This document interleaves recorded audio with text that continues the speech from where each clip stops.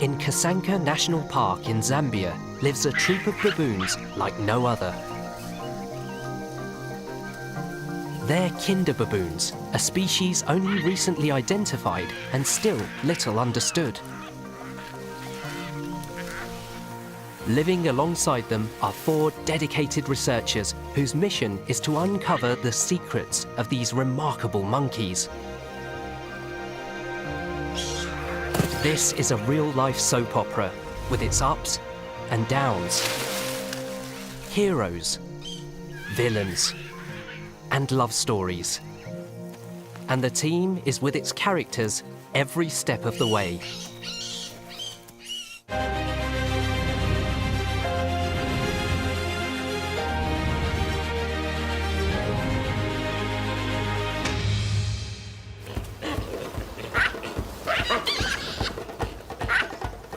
Powerfully built, with long dog-like snouts and large, formidable teeth, baboons are often thought of as aggressive. They are some of the largest and most ill-tempered monkeys in the world. The 5 most well-known species, including these yellow baboons, are spread across Africa and Arabia. Their brawls are notoriously vicious.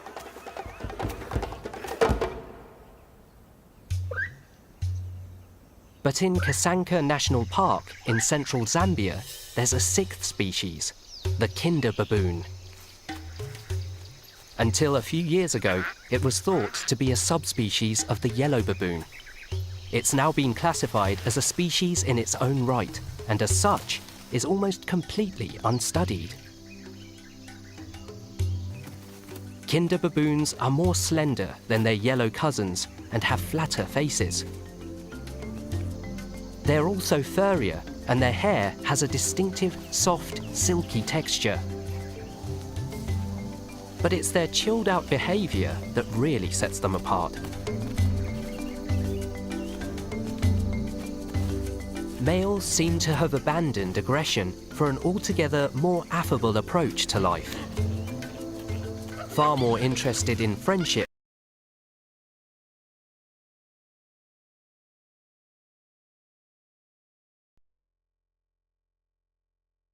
but much about these peace-loving primates is still a mystery.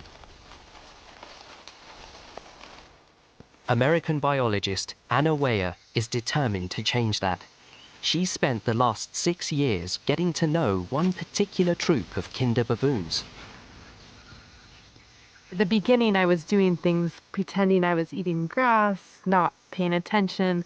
I would groom my fleas by myself, so they didn't think I was looking at them directly, but acting sort of like them, doing similar things, just to gain their trust and for them to see how I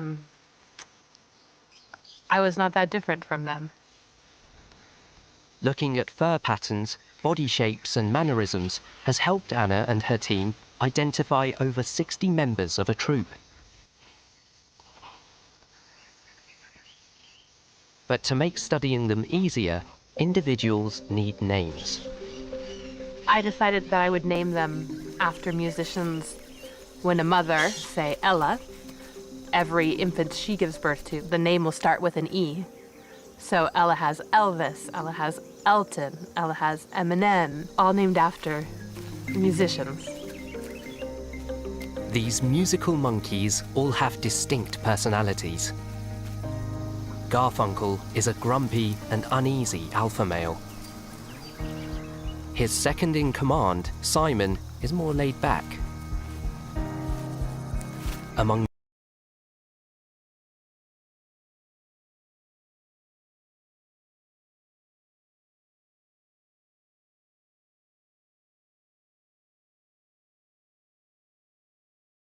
bold and curious. Little Israel is more cautious and reserved. By living alongside them, Anna and her team hope to understand more about how these characters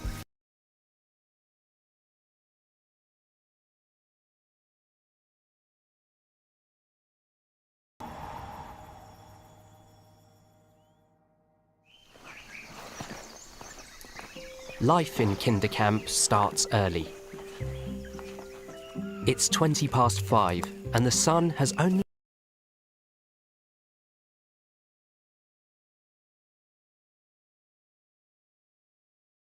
sunrise. The team needs to move quickly if they're to catch up. These are just from now, yeah? Yes. You can tell that they're fresh. Okay, so you're in that way. All right. Fresh tracks tell them in which direction the baboons are moving.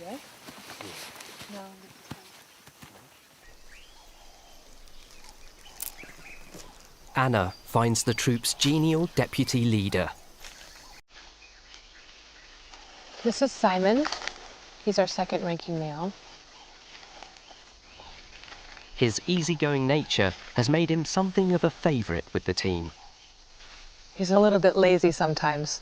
He will sit at the base of a tree where one of his female friends will be up eating. Right now, it's Madonna. And wait as she messily drops pods. That way he doesn't have to climb the tree. Simon and Madonna are spending a lot more time together, and Anna is keen to keep tabs on them. He's very diligent about being near his females and grooming them. Madonna is swelling right now. So by sitting at the base of the tree where she's feeding, he can make sure when she comes down that he's with her. The pink sexual swelling around the buttocks signals a female will soon be in estrus and ready for mating. Simon needs to stay close to Madonna to make sure he's first to mate with her when the time comes. Anna has discovered that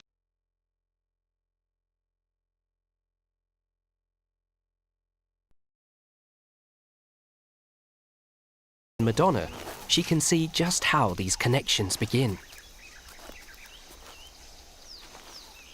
But the baboons have something else to offer Anna's project. He's just taking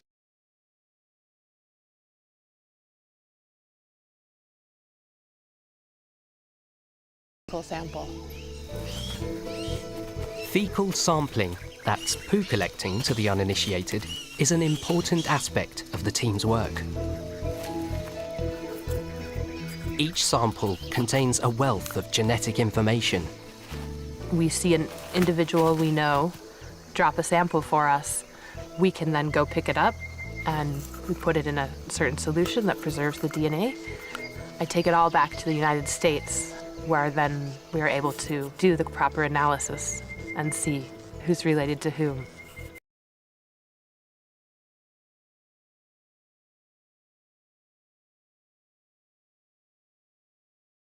Behavioural observations, she's gaining unprecedented insight into the lives of kinder baboons. She needs several samples from each member of the troop.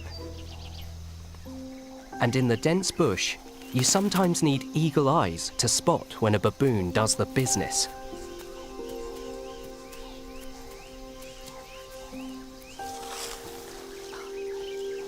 Yes, Marley, Kennedy, got a fecal sample. Oh, great. Nice and fresh. And a positive ID. The researchers must be 100% sure they know which individual provides each sample. Just a small, tiny bit of it is all we need. It's super important because it gives us the actual wider picture of what the things that we think are happening in the group from watching the behavior. Now we can do non-invasive sampling and get genetics from this. I don't have to draw blood from my animal. I just can take a tiny bit of it and put it in a tube, take it back home, and get it tested. Oh, perfect. Right to the line.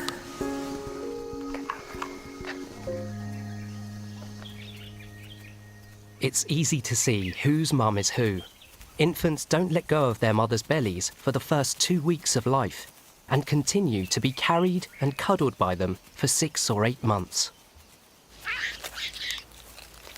Identifying dads is a bit trickier.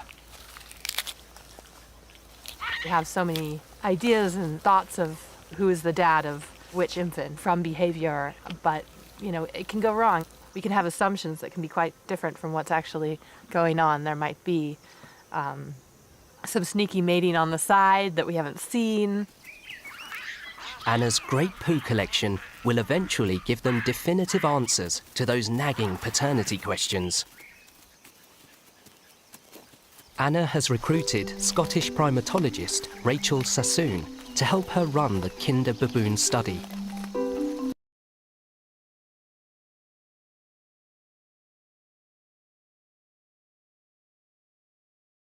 To identify each baboon on site.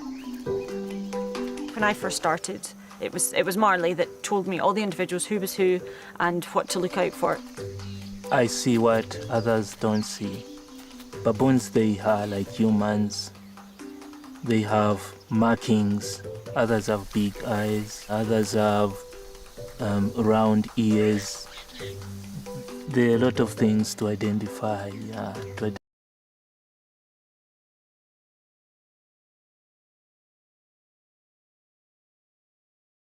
For their work on the project.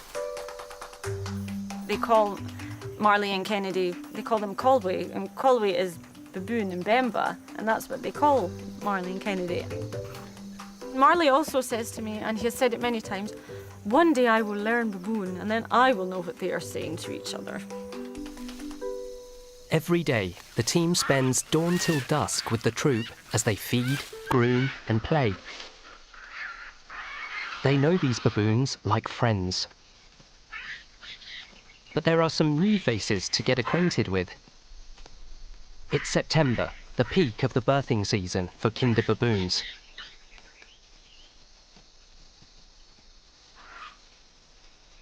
Even Kinder babies are different. Many are born with a bright white natal coat.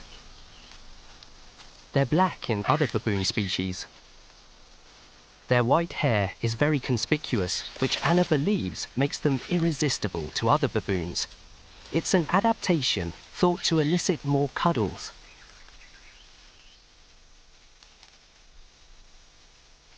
M&M, one of this year's newborns, is now 3 weeks old.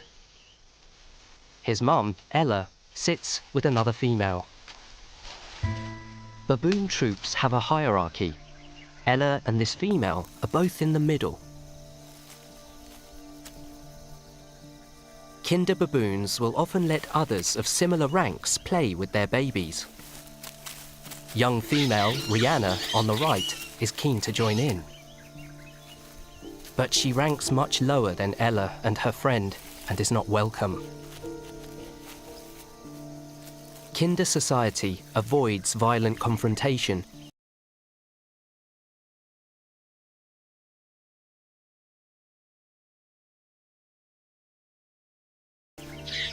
By observing these understated interactions, the team is beginning to unlock the baboons' secret lives. Hierarchy is everything. Females born into the troop remain for their whole lives. They receive their rank at birth, and it never changes. But males move between troops and can improve their social status. This is Kennedy. He's our lowest ranking male, mating male. And he's here sitting in the shade, quite apart from the rest of the group, but still he can see what's going on. It gives him a chance to be with the group, but he's not quite completely accepted in yet. Newcomers like Kennedy start at the bottom of the ladder. Males come from other groups, when immature, and then they join groups where they are not related to any of the females. We have no idea what group he came from. He just showed up one day. In Kinder society, males need patience. It could take months for Kennedy to be fully accepted into the troop. For now, as a low ranker and without friends or females, Kennedy must groom him.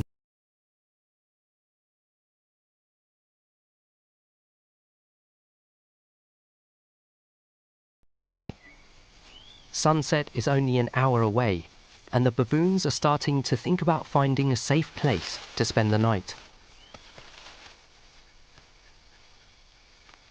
This acacia is not an ideal roost tree. The small leaves offer little cover and leave anything in the branches exposed. But it does have one advantage. Acacia trees have sweet sap, a bit like maple syrup. By biting the bark, the baboons get a nutritious snack before bedtime.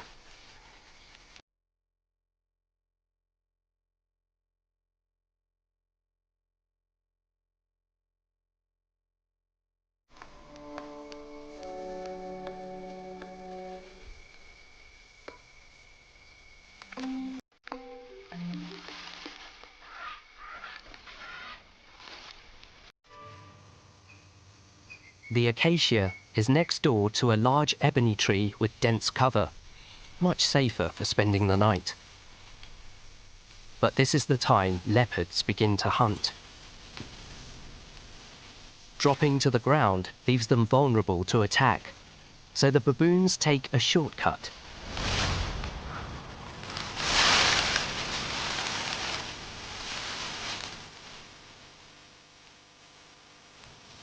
Mum Ella must get baby M&M safely across the gap. He holds on tight.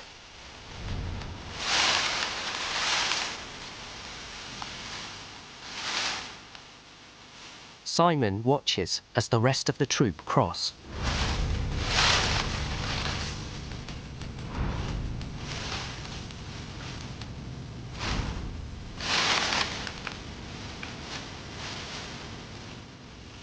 Anna's research has shown that of all baboon species, kinders are the most at home in the trees.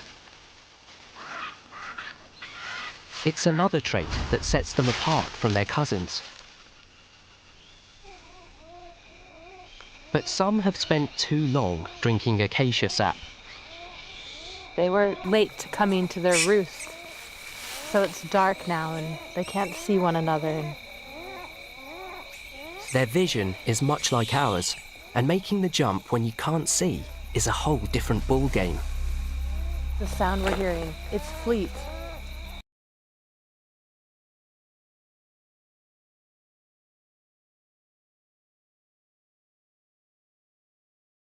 Now has to make the jump in the dark, without his mum's guidance.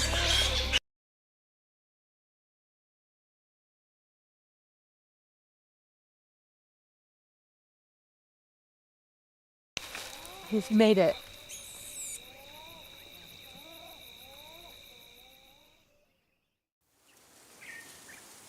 Next morning, the team's at the roost site before dawn.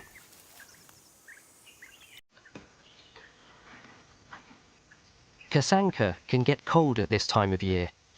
It's only 46 degrees when the baboons wake up. Kinder have longer hair than their yellow baboon cousins, but they also have another way of getting warmed up for the day ahead. When the temperature is very low, they play a lot. They want to warm themselves.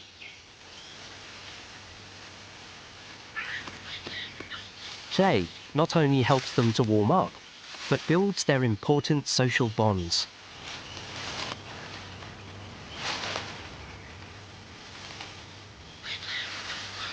Seeing who plays with whom is another clue to kinder baboon cohesiveness.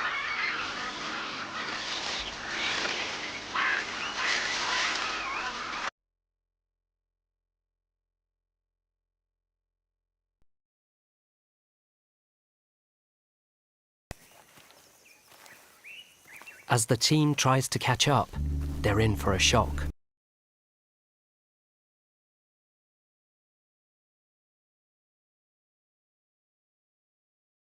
But food.